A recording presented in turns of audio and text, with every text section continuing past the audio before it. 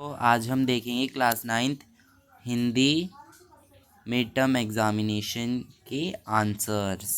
चलिए अपठित गद्यांश की ओर चलते हैं, इसके आंसर्स देखते हैं। पहले का आंसर होगा आपका बाल श्रम।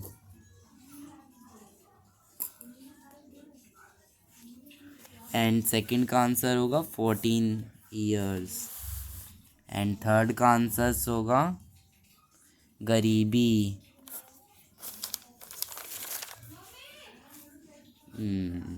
और आप फोर्थ क्वेश्चन देख रहे हैं,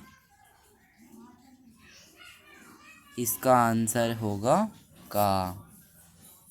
और आप फिफ्थ देख रहे हैं, इसका आंसर होगा घ। अभी अथवा वाला क्वेश्चन है, इसको आपको नहीं करना है। अब हम इसमें से एक पहेली करेंगे, जैसे कि ये वाली करेंगे, ये वाली करेंगे हम। ये कर ली। इसमें फर्स्ट का आंसर है का, दूसरे का आंसर है गा, तीसरे का आंसर है दिवाली से, चौथे का आंसर है खा, 15 का आंसर है समुद्र का।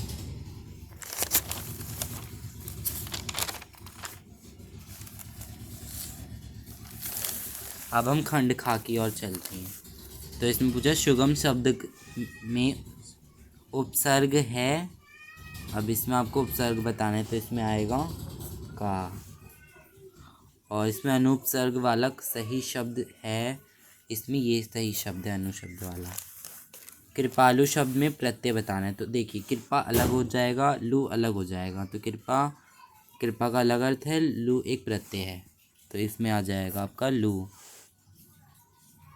इत प्रत्यय वाला शब्द, तो ये देखिए, ये तो इक वाला है, ये भी इक वाला है, ये ईत वाला है, ये बड़ी की मात्रा वाला है, तो हमारा ये आएगा गा ऑप्शन।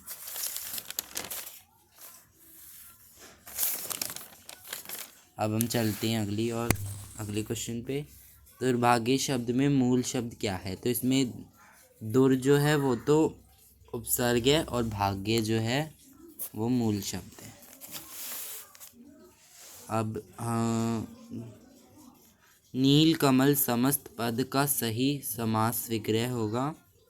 नील है कमल जो, ये आपका कर्मधारय समास है।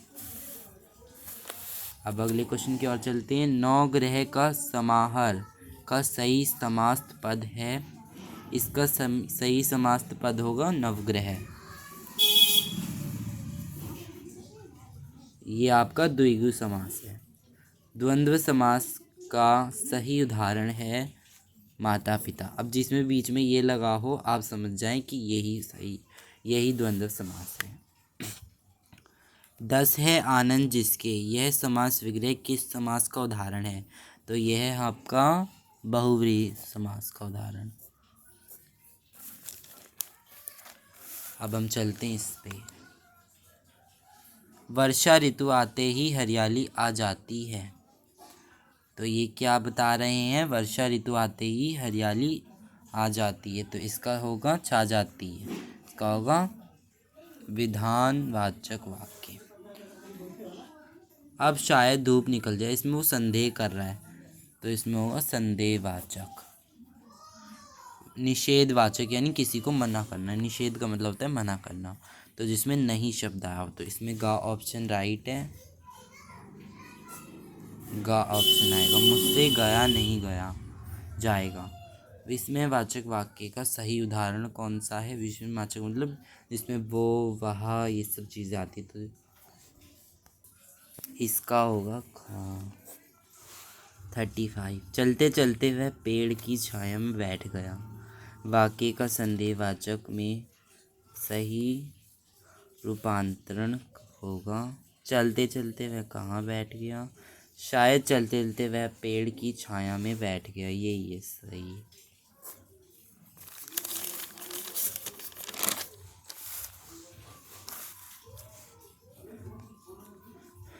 अब इसमें हमें वो बताने हैं, अलंकार बताने हैं।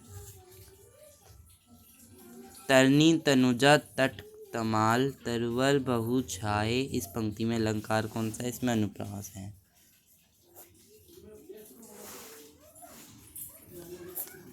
इसमें अनुप्रास अलंकार है। निम्नलिखित में से यमक अलंकार कौन के उदाहरण? यमक अलंकार वो होते हैं जो दो एक जैसे शब्दों के अलग अलग अर्थ होते हैं। तो इसमें कनक कनकते सो गुनी, मादकता अधिकाए, या खाए बोराए, नर व पाए बोराए।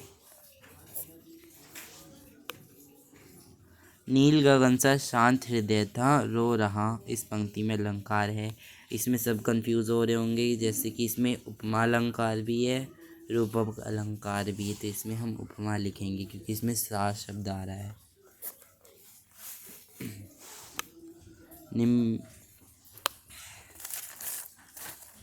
जहाँ जानो जनू, जहाँ जानो मनु, जनु मनु आदि शब्दों का प्रयोग किया जाता है, वहाँ अलंकार उत्प्रेक्षा अलंकार होता है। अब इसमें हमें 14 के 14 करनी है। आज दोनों के सामने फिर वही सूखा भूसा लाया गया। वो दोनों कौन थे? हीरा मोती।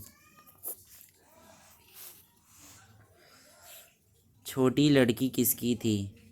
भैरव की थी। ऊपर इसमें सब कुछ दे रखा है पैराग्राफ में। अब हम चलते 43 की तरफ। छोटी लड़की किसके लिए रोटियां लेकर निकली? बैलों के लिए। यहाँ भी किसी सज्जन का वास है। वाक्य में सज्जन शब्द किसके लिए प्रयुक्त हुआ है? लड़की के लिए। बैलों से किसकी आत्मीयता हो गई थी? लड़की की।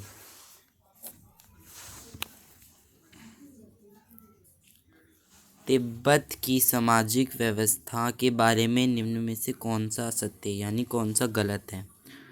तो वहाँ पर्दा प्रथा नहीं थी, तो यही गलत है। इसमें लिखा है वहाँ पर्दा प्रथा थी लेकिन वहाँ नहीं थी पर्दा प्रथा। लिहाजा की और पाठ की विधि है। वो यात्रा करते हैं लेकर, तो इसलिए यात्रा वृत्तांत है।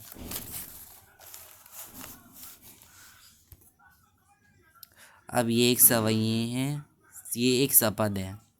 मोको कहाँ ढूंढे बंदे, मैं तो तेरे पास में। ना मैं देवल, ना मैं मस्जिद, ना काबे कैलाश में। ना तो कौन क्रियाक्रम, ना ही योग बैराग में। खोजी होए तो तुरंत मिले हो, पल भर की तलाश में। कहे कभी सुनो भाई संदो, साधो सब श्वासों की श्वास में। मोको कहाँ ढूंढे बंदे, तो ये ईश्वर के लिए कह रहे हैं। इसमें आएगा ग ऑप्शन। कबीर के अनुसार ईश्वर का वास है कैलाश में, योग में, काबे में, सभी जीवों में। इनमें से किसी में भी नहीं, सभी जीवों में है। न काबे में है, न कैलाश में है, न योग में है। तलाश शब्द का अर्थ है तलाश यानी ढूंढना। कबीर के अनुसार ईश्वर प्राप्ति के लिए भक्त को बनना चाहिए, खोजी बनना चाहिए। ऊपर ये देखो यहाँ पे लिखा हुआ है, खोजी होए तो तुरंत तुरते मिले हो, पल भर की तलाश में।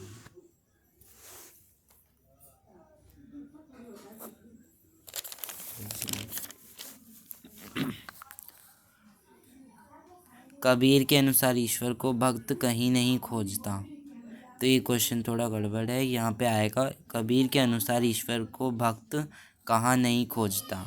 मंदिर में खोजता है, मस्जिद में खोजता है, कैलाश में खोजता है, लेकिन अपने अंदर नहीं खोजता।